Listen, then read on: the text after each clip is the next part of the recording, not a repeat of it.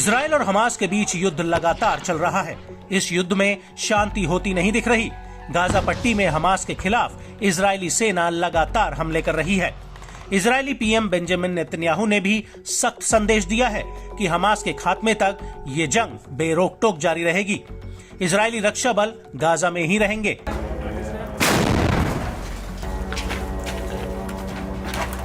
इन सब के बीच अनादोलू एजेंसी की रिपोर्ट की माने तो इजरायली सेना के सर्वोच्च कानूनी अधिकारी ने एक बड़ा बयान दिया है।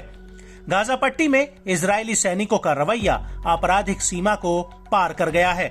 गिफत तोमर यरूशलमी ने सेना को जारी एक लेटर में कहा है कि हमें ऐसे अस्वीकार्य आचरण के मामलों का सामना करना पड़ा है जो आईडीएफ के मूल्यों और प्रोटोकॉल से हटकर हैं। इनमें से कुछ मामले आपराधिक सीमा पार कर गए और जांच की जा रही है। अनुचित बयान जो अस्वीकार्य कार्यों को प्रोत्साहित करते हैं और बंदियों के खिलाफ बल के संचालन से अनुचित उपयोग को प्रोत्साहित करते हैं।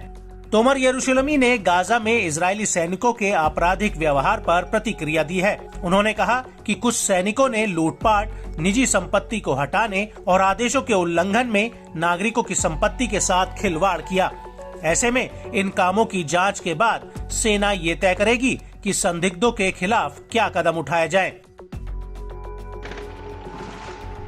कानूनी अधिकारी ने चेतावनी भी दी कि कुछ इजरायली सैनिकों के व्यवहार से इजरायल और सेना को अंतर्राष्ट्रीय जगत में रणनीतिक चोट पहुंची है, जिसकी गंभीरता को कम करके आंकना खासा मुश्किल है।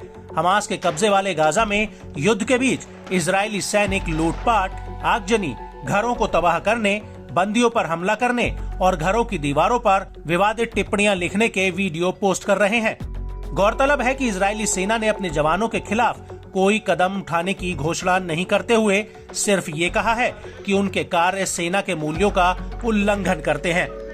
बीते साल 7 अक्टूबर को हमास के ताबड़तोड़ हमलों के बाद इजरायल ने गाजा पर एक घातक हमला किया है।